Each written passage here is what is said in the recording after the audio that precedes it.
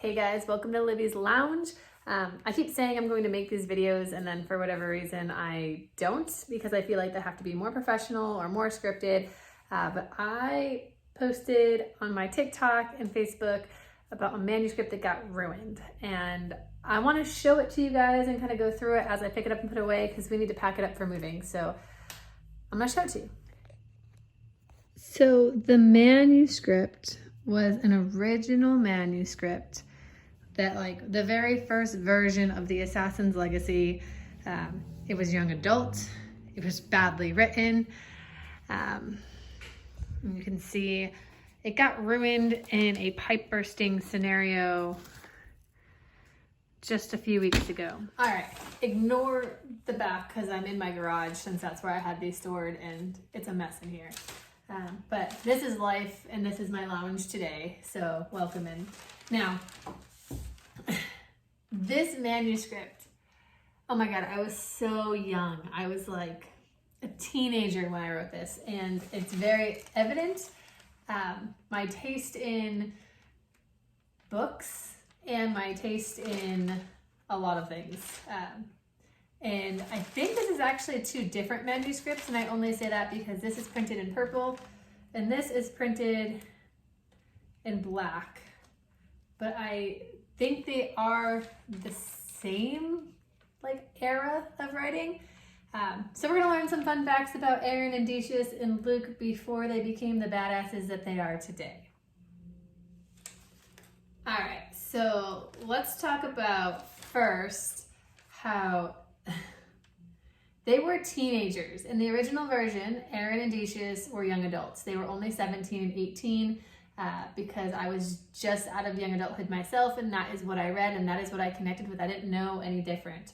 And I'm really glad that I waited to try to publish this because it's a much better story. Let's see. Fun facts that you might not know about Aaron because I forgot them about Aaron. Number one, she used to wear sundresses. I don't know, she wore sundresses. Armani sundresses to be specific. And they used to go swimming a lot at a lake where they didn't get along with the village that they lived in, because why would the rich kids who kill people get along with the village people? All right, let's see. I really like this version because I have like my notes from when I was young in there. Can't tell you what they say anymore, but they're there.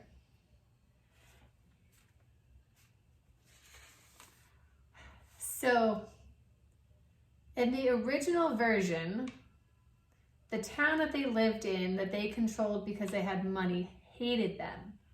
I don't know why that mattered, but it did. And they like really hated them, and they tried super hard to be, I don't want to say better kids, but they were trying to show them that they were good kids. Aaron really doesn't give a fuck anymore, and I'm all about that, so girl power. So Aaron's dad has always been an asshole, like always. I forgot all about this.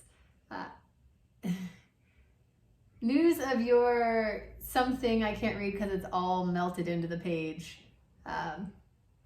So news of your something in the village have reached my ears, her father said. Now, whether you were killing or saving him, I don't care, although I'm sure it was the latter. He spat in disgust. He's always been a fucking asshole, like, from the beginning. Man, that was a good line.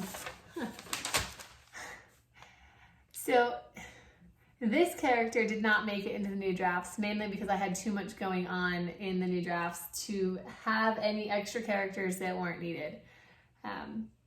But a very, very favorite character of mine was Jazz the cat.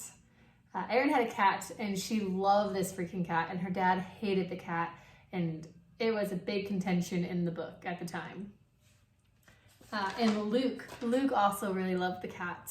He was all about Jazz. He's a white Persian cat.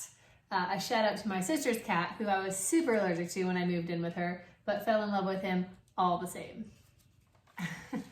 Probably one of the reasons this didn't work out, not only as a young adult, but also just as a story in general. And this is going to sound very, very terrible. But both her parents were alive in the first version. She had a very loving mother and a very asshole father in the very first version of this. And we all know good character development comes from being an orphan. So there you go. Other snippets in this, they still worked and lived in New York City. They still took the subway. They still lived on their own. Erin hated horses. She just was terrified of horses. They had horses on the property. She hated them and she was terrified of them. Let's see. There was a character in the original version named Alicia, and she did not make it into the final drafts of The Assassin's Legacy. I tried to fit her in, but there was just too much going on, and she didn't really serve any purpose. I kind of took her purpose and smashed it in with Leslie's, and Leslie became a whole new person. So I forgot about her, like completely, until I found her here. I completely forgot about her. Maybe I'll revive her in another book. As I'm looking through this, I'm just going page by page, and I'm getting finally to the part where we talk about Jazz the cat and all the cuteness that is Jazz the cat with Erin and Luke. And we can't fucking read it. We can't fucking read it, and I'm very upset about it. I do have someone who is going to try and digitally restore these for me, but my aunt, when she found out, she was one of my very, very, very first readers back in the day, she says she may actually have a printed version of this in her desk, and she's going to send it to me to see if it's the same. So I may be able to come back with you with another video telling you all the cuteness that was Luke and Erin and Jazz. But for right now, just now, it's adorable. So I can't read it really, but I know it. The subway scene with Cage is an original. That was like in my original version. You can kind of see it here. It's slightly altered in the final version, but that is a scene that I wrote very early on and I never changed it. There was no need to change it. It was perfect as is. So now I'm looking at the other one that's not as badly done, but still some of it's smudged up. And holy shit. I probably was on a big Gossip Girl phase at this point. Because let me tell you, they're spending a shit ton of money on clothing. And Erin has a driver.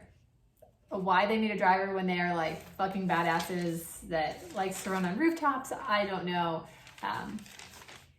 But they have personal drivers because that's what rich kids in New York City in fiction do, is have drivers. I much prefer the version now where they just kind of do their own thing and they run on the rooftops. And again, if she had an equestrian lesson, like, I don't know why I had them riding horses during assassin training. I can't even tell you what I was watching at that point to influence the writing to be like, we're going to do equestrian training and she's going to be terrified of it and it's going to cause this huge deal with Luke and Perry and Decius. I do remember her like scaling the roof to get away from the horses as an excuse to like do recon on one of the buildings, which did not make it into the final cut, obviously. If you've read The Assassin's Legacy and The Assassin's Sin and you know anything about Perry is same guy that he was in the beginning. Like, he's never changed. His personality has been exactly the same the entire time. Oh shit. All right, so I can't really tell you why I'm saying that because it would give too much away if you haven't already read the books. But let's just say that Erin's dad has always been a fuckface, but in this version, he's like a much bigger fuckface. Like, holy shit. I forgot how bad he was. In my rewrites for the new new. For the published version, he is probably like my third or fourth favorite character.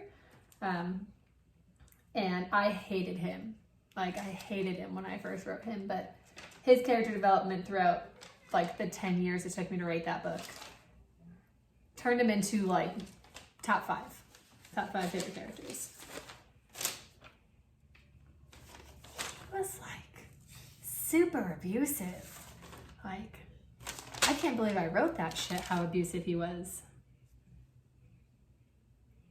Jeez.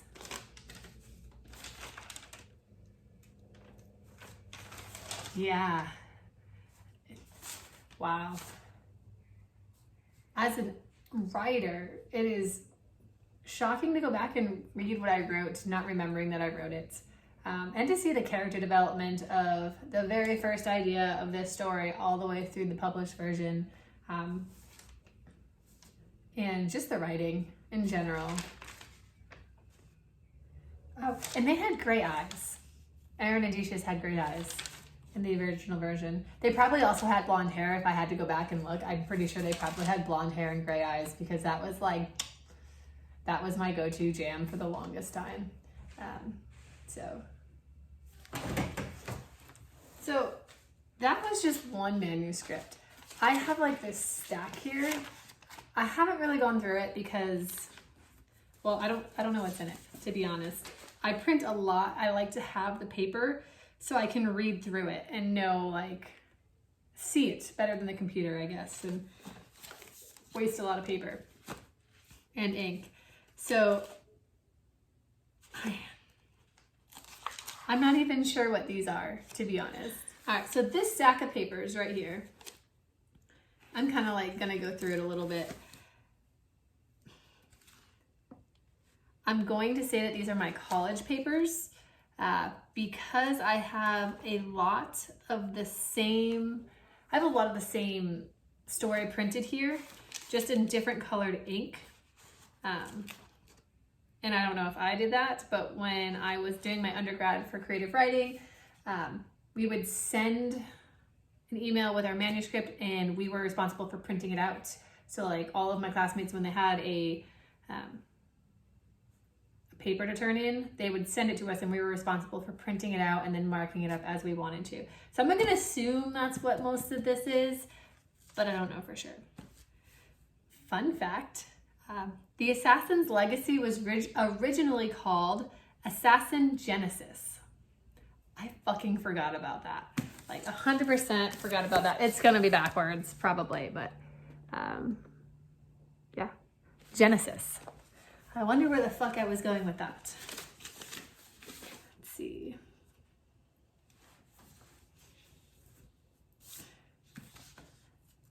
These, I'm gonna have to sit down and actually read these and get back to you on these, because this is like 230 pages of stuff. Just this one manuscript.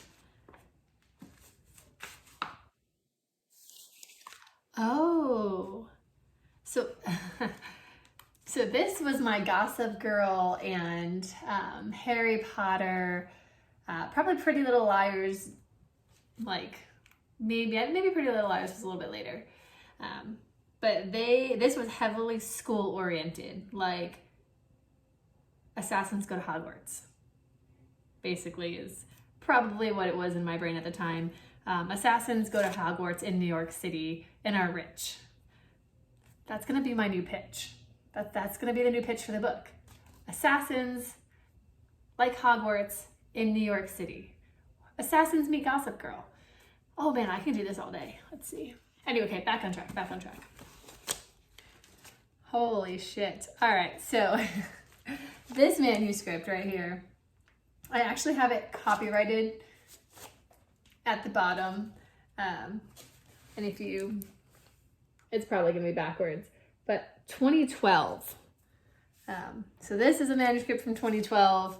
I used to watermark all of them because I was paranoid. And this one was called An Assassin's Legacy, The Sewards. Because at the time, I think I was planning to write Aaron's and then Luke's. And originally, Aaron's was solo person. originally, it was just Aaron's point of view. We did not have Luke's point of view at all. At the end of the story, it fell kind of flat because we didn't get to experience the things that Luke did to make him who he is and to make the ending as powerful. Because if you're not really in Luke's head, you don't get to feel that trauma with him. But originally, this was Aaron's story and Aaron's story alone. So I think that's what I had done. I'd done the Sewards, and I think I was drafting out the Waywards. And obviously that didn't go the way planned because Luke needed to be in the story. Oh, oh. You know how they say to kill your darlings? So Mason has always been Mason. And if you know, you know. If you don't, go read the books. But Mason has always held a sweet spot in my heart.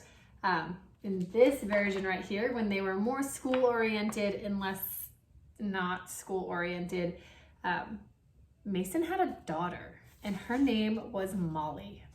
And Erin had taken Molly under her wing to do some training. I forgot about Molly. Shit.